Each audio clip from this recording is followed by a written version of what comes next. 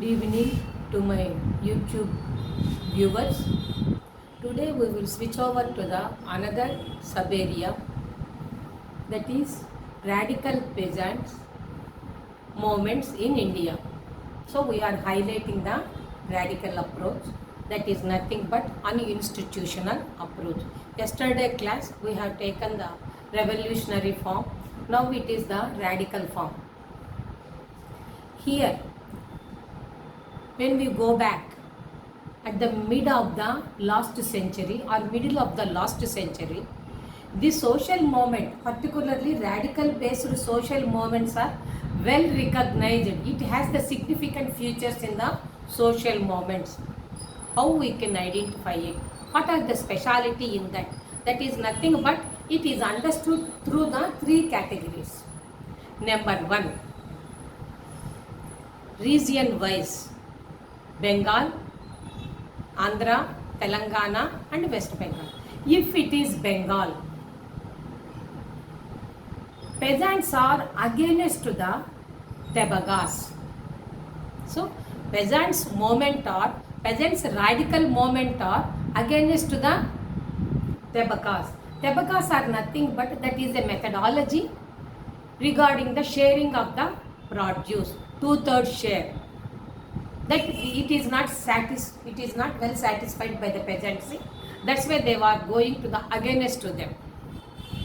Next, in Andhra and Telangana, they were also against them. Some points. What are those? Against the money lenders, landlords, advanced caste people. At the same time, the government has taken some precautionary measures. What are those? Stopped the or seized the bonded labor and forced labor. And also they promoted the dignity of labor. By that means legal involvement is, here it is started in Andhra and Telangana. Next, another is in West Bengal, the peasants' Naxalite movement are against the one is landlords, that is advanced forward caste landlords. Second one is state norms. Third one is money lenders. Well, out of these three, if you want to see everywhere in India, it is not at all same. Why? Because as place changes, region changes, the features also undergoing the changes. That's why we will see the similarities and dissimilarities of the same moment, same radical moment. One place, if it is in Kerala, if it is in Assam, moment name is radical moment. But because of the place changed, language changed and cultures changed, the dissimilarities had been taken place. Only basic features are present and extra features are, that is ancillary features, are changed. And then the peasants, low socio-economic conditions, unemployment, increasing of poverty, increasing of landlessness, these 4 points are very, very important from the side of peasantry. When the people are like that, it is a good opportunity for landlords, forward caste people and money lenders. Why? Because they are ready to give whatever the peasants are asking. In return, they will take the more amount.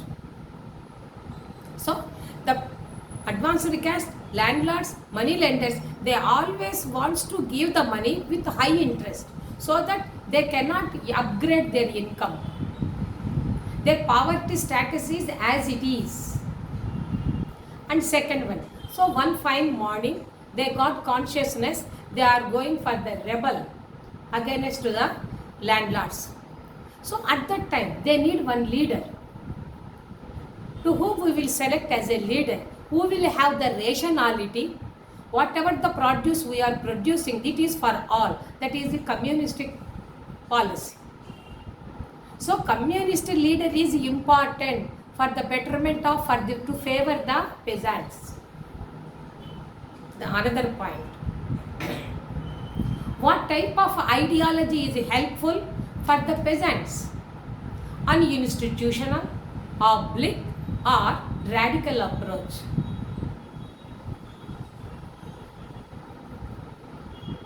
And this is very important. And at the same time, these peasants are challenging, questioning the society. Here the society means for their level, landlords, forward caste people, well-to-do people, whatever it may be. They are questioning earlier norms, earlier rules is not at all suitable.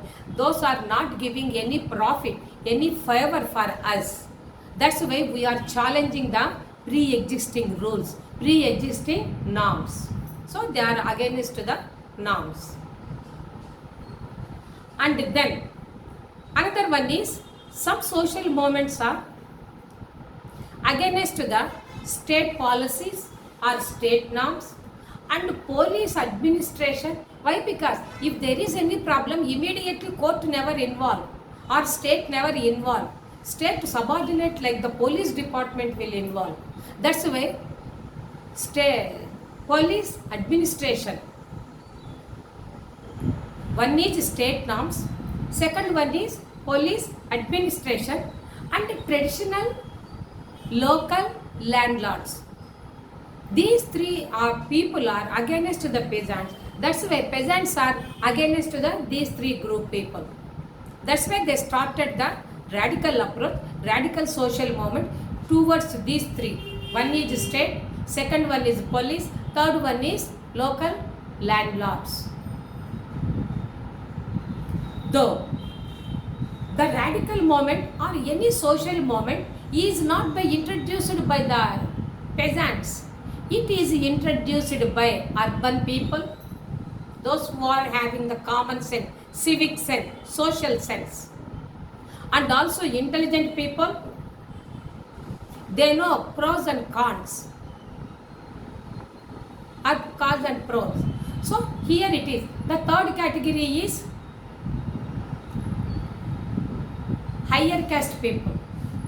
These three group people put together, live together, are arranged. They want to do the some movement, but because of their mental IQ, they may have an idea. But for the mobilization, physical energy is required. Who are having the physical energy? Who are in the highly emotional against the state? Only peasants are highly emotional towards the government or towards the government norms, state norms, police authority or police administration. So these three group people are allowing the peasant people to drive it. The social movement is forcibly driven by with the help of peasants only, rather than the idea makers. Without peasants, they cannot achieve their goals. Who? The advanced caste people, urban people, and the intellectual. Their work is mind, but the peasant work is body. Both put together, and they will reach the whatever the target may be. In such a way, the peasants are useful to bring some social changes in the society.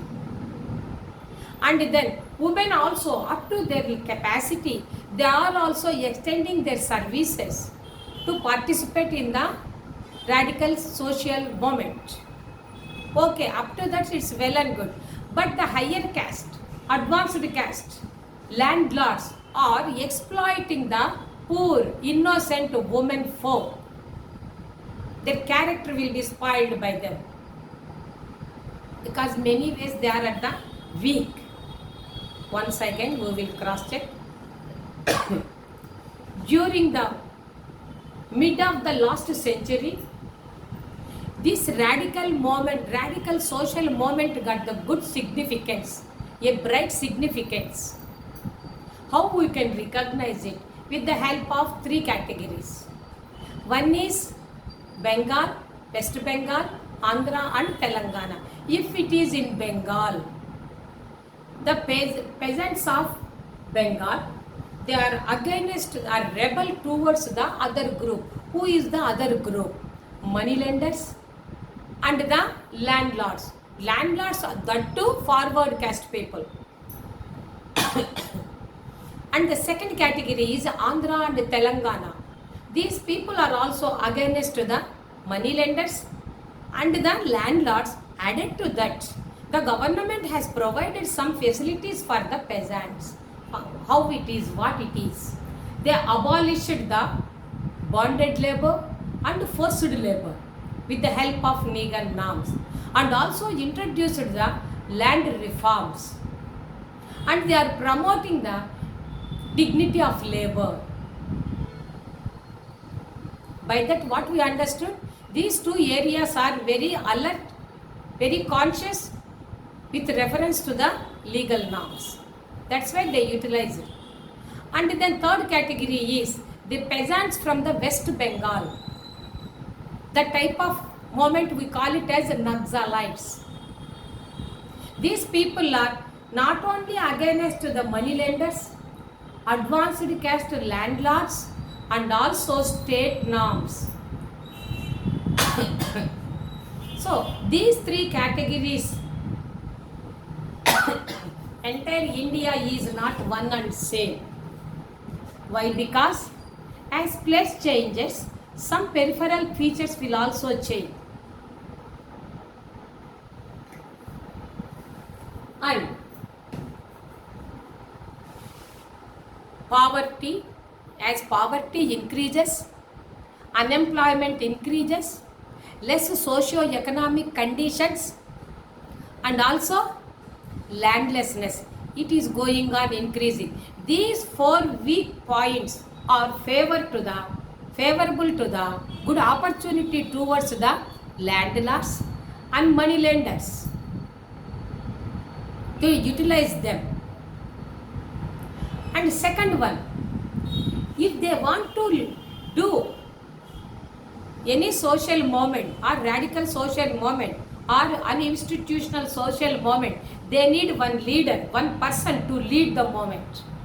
Generally, to whom they will prefer? The person who will think about all people, altruistic personality for the sake of the society.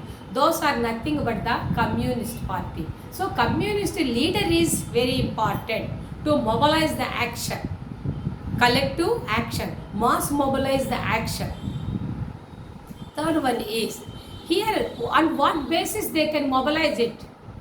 That is nothing but the particular formula and ideology. What type of ideology? That is radical ideology.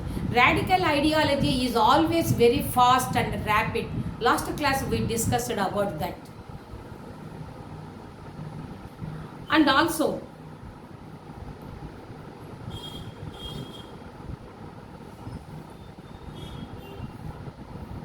sometimes some social movements are not at all accepted what government is doing, what government is established norms. So this radical or uninstitutional collective mobilization group is against the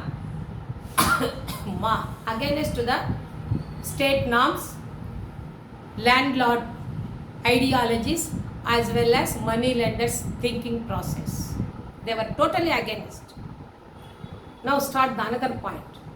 The moment will be started not by the peasants. Basically, it is an idea of landlords, forward caste people, urban based people, and intellectuals.